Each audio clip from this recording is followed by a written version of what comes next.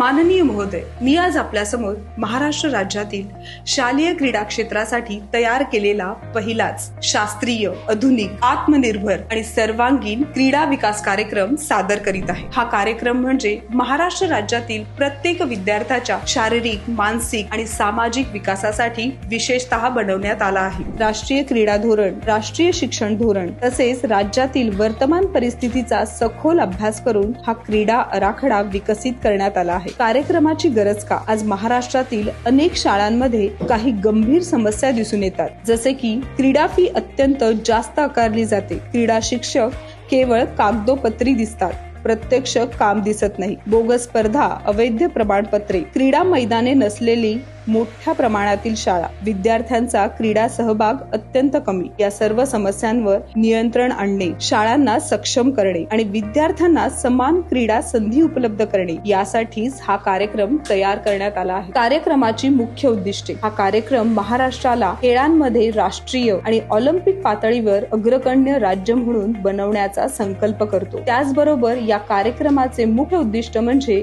खेळ हा सर्वांपर्यंत म्हणजे अगदी समाजाच्या शेवटच्या घटकापर्यंत पोहोचावा हाच आहे। प्रत्येक विद्यार्थ्याला समान संधी, वैज्ञानिक शिक्षण, आधुनिक सुविधांचा वापर, आंतरराष्ट्रीय दर्जाचे मार्गदर्शन मिळावे हाच यामागचा मुख्य उद्देश आहे। कार्यक्रमाची मुख्य उद्दिष्टे: संपूर्ण कार्यक्रम आधुनिक शिक्षण धोरणानुसार तयार, AI आधारित खेळ निवड व कौशल्य मूल्यांकन, शाळेच्या वेळापत्रकात बदल न करता अंमलबजावणी, प्रत्येक विद्यार्थ्याला शारीरिक गुणपत्रिका, महिन्यातून एक स्पर्धा अनिवार्य, प्रत्येक विद्यार्थ्याचा एक तरी खेळात सहभाग हा अनिवार्य, राष्ट्रीय दर्जाच्या सुविधा, मैदान आणि उपकरणांची उपलब्धता, क्रीडा समिती व नियंत्रण यंत्रणा, शाळांमधील क्रीडा शिक्षणाचे शिस्तबद्धपणे पालन, क्रीडा फी वरील नियंत्रण, मैदानाची अनिवार्यता, कागदोपत्री शिक्षकांची समस्या दूर, बोगस स्पर्धांवर नियंत्रण। यासाठी क्रीडा आयोग किंवा समिती नेमणे अत्यंत गरजेचे आहे। पायाभूत सुविधा आणि खर्च बचत: राज्य सरकार क्रीडा सुविधांवर मोठा खर्च करते, परंतु ग्रामीण भागात सुविधा उपलब्ध नसतात। हा कार्यक्रम शाळांना केंद्रबिंदू मानून सुविधा निर्माण करण्यावर भर देतो। शाळेची विद्यमान इमारत, मैदान, हॉल यांचा उपयोग, उपकरणे, फिटनेस झोन, इंडोर हॉल, राष्ट्रीय स्तराचे प्रशिक्षण केंद्र, यामुळे सरकारचा मोठ्या प्रमाणात खर्च वाचतो। रोजगार निर्मिती: मुख्य आर्थिक फायदा: या कार्यक्रमामुळे महाराष्ट्रात मोठ्या प्रमाणावर रोजगार निर्माण होणार आहे। हजारो क्रीडा शिक्षक, राष्ट्रीय खेळाडू व छत्रपती पुरस्कार विजेते प्रशिक्षक, निवृत्त सैनिक, शिस्त व फिटनेस प्रशिक्षक, physiotherapist, nutritions, sports counsellor, event management, media, photography, digital निर्मिती, स्थानिक उद्योग, साहित्य उत्पादन, फुटवेअर, परिधान, यामुळे महाराष्ट्राची अर्थव्यवस्था थेट वाढेल आणि बेरोजगारी मोठ्या प्रमाणात कमी होईल। शाळांसाठी फायदे: विद्यार्थ्यांची संख्या वाढते, शाळेचा ब्रँड व प्रतिष्ठाही वाढते, क्रीडा खर्चावर नियंत्रण, मैदान व इमारतींचा उपयोग करून अतिरिक्त उत्पन्न, शाळा मॉडेल स्कूल बनते, NEP 2020 चे सर्व निकष पूर्ण। पालक व विद्यार्थ्यांसाठी फायदे: क्रीडा खर्च मोठ्या प्रमाणात कमी, बाहेरील कोचिंगची गरजच नाही, वेळेची बचत, स्क्रीन टाइम कमी, आंतरराष्ट्रीय दर्जाचे प्रशिक्षण, निरोगी जीवनशैली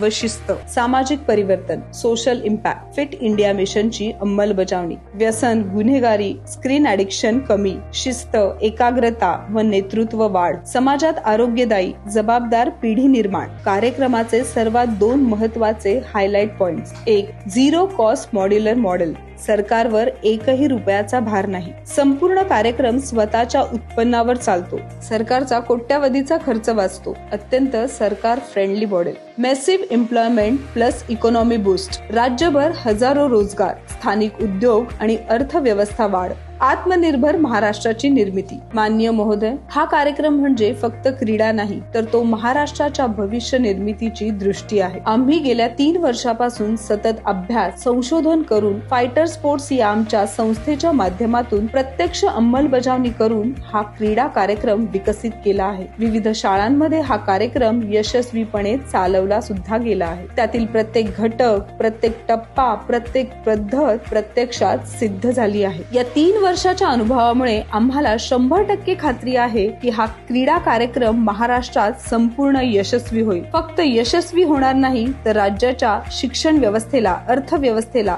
समाज व्यवस्थेला आणि क्रीडा क्षेत्राला एक नवी दिशा देईल. म्हणूनच आम्ही अत्यंत नम्रतेने आणि पूर्ण आत्मविश्वासाने आणि राज्याच्या भविष्यासाठी असलेल्या खंबीर जबाबदारीच्या भावनेने सरकारसमोर ही विनंती करत आहोत की आमच्याद्वारे सादर केलेल्या या मुख्य मागण्या मान्य करून महाराष्ट्र राज्यासाठी नवे ऐतिहासिक क्रीडा धोरण मंजूर करण्यात यावे. आपल्या निर्णयामुळे महाराष्ट्राची नवी खेळाडू पिढी तयार होईल, नवीन रोजगार निर्मिती होईल, शाळा सक्षम होतील आणि महाराष्ट्र राज्य देशातील एक क्रीडा समृद्ध, शिस्तबद्ध आणि वैज्ञानिक राज्य म्हणून उदयास येईल. ही माझी विनम्र आणि प्रामाणिक विनंती.